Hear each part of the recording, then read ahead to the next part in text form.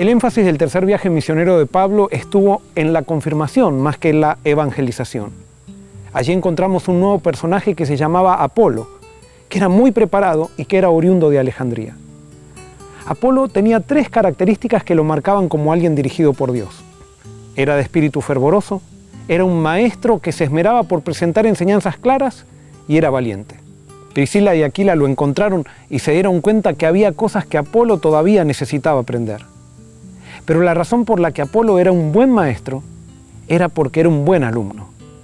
Gozoso recibió la instrucción de Priscila y Aquila, quienes al ver que Apolo podía ser de gran beneficio para los creyentes, lo recomendaron para que puedan recibirlo en otros lados, como Corinto. Mientras Apolo estaba en Corinto, Pablo llega a Éfeso y allí encuentra a unas personas que habían sido discípulos de Juan el Bautista. Habían sido bautizados por él, pero nunca habían escuchado acerca del Espíritu Santo. A mi entender, estos discípulos que vivían en Éfeso llegaron a las fiestas de Jerusalén como lo hacía todo judío fiel que vivía en la diáspora, y allí se relacionaron con el Bautista. Creyeron en su mensaje, que decía que el Mesías había venido, lo aceptaron buscando el arrepentimiento que Juan predicaba, pero probablemente no habían tenido la oportunidad de conocer a Jesús y reconocerlo como el Mesías, porque tuvieron que volver nuevamente a Éfeso. Quizás lo mismo había pasado con Apolo. Pablo ahora les habla de Jesús, de su vida, muerte y resurrección, y así ellos pueden confirmar el mensaje de Juan el Bautista en la enseñanza de Pablo. A raíz de ello, son rebautizados. Y luego, al serles impuestas las manos, reciben los dones del Espíritu para ser capacitados en la proclamación del Evangelio. Dios confirma el ministerio de Pablo en Éfeso con muchos milagros. Pero no era que Pablo hacía milagros a su voluntad.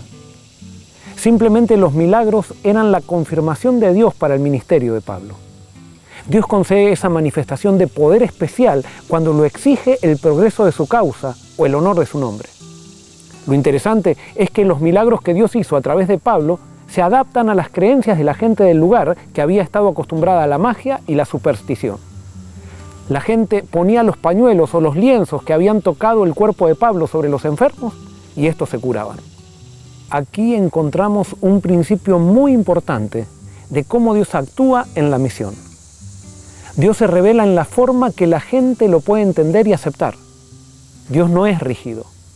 Dios nos toma donde estamos y nos lleva por medio de un peregrinaje hacia donde Él está. Esto se llama contextualización.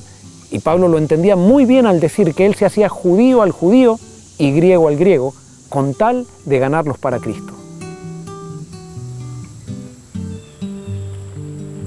El servicio en Éfeso, que fue prolongado, termina con un alboroto. Como la gente comenzaba a dejar la superstición de lado, los que vendían templecillos de Diana de los Efesios comenzaron a ver sus ganancias amenazadas.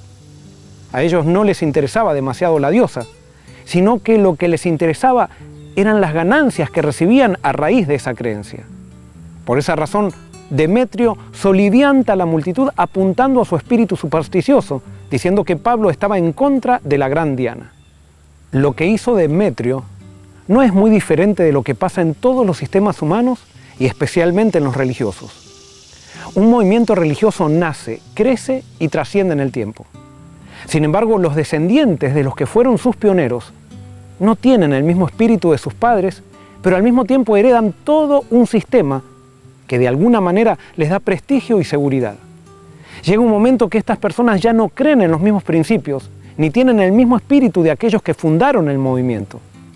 Pero como el sistema les da seguridad financiera y cierto estatus, entonces comienzan a defender las formas del sistema sin interesarle demasiado las esencias. Cuando surge un reformador en medio del sistema, haciendo un llamado a volver a las esencias, estos demetrios modernos soliviantan a las masas que no piensan en contra de los reformadores, y así comienza una guerra religiosa en el nombre de Dios, cuando en realidad lo único que interesa a los perseguidores es no perder el poder, el estatus y el dinero, porque ellos ya hace mucho tiempo han dejado de creer.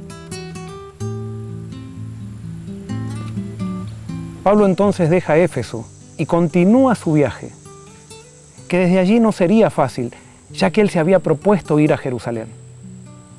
A lo largo de la travesía recibió mensajes y premoniciones de que allí algo grave sucedería. La vida del apóstol Pablo no era fácil, ya que los judíos lo odiaban y lo calumniaban. Los gentiles no lo querían. Y ahora hasta los mismos cristianos comenzaban a dar lugar a los rumores que se levantaban en su contra. Pablo tenía muy claro que en la obra de Dios el premio no es la fama. Él tenía muy claro que el éxito de un ministro no se mide en vida, sino después de la muerte. Él se había sometido a Cristo y es por eso que podía decir: estamos atribulados en todo, pero no angustiados; en apuros, pero no desesperamos; perseguidos, pero no desamparados; abatidos, pero no destruidos. Llevamos siempre en nuestro cuerpo la muerte de Jesús, para que también su vida se manifieste en nuestro cuerpo. Porque nosotros que vivimos siempre estamos entregados a muerte por Jesús, para que también la vida de Jesús se manifieste en nuestra carne mortal. De manera que la muerte actúa en nosotros, pero en vosotros actúa la vida. Está escrito: creí, por eso hablé. Con ese mismo espíritu de fe nosotros también creemos, por eso hablamos. Porque el que resucitó al Señor Jesús, también nos resucitará a nosotros con Jesús y nos presentará ante Él junto con vosotros. Dios no quiere que como cristianos solamente estudiemos la experiencia de Pablo, sino que estemos dispuestos a vivirla.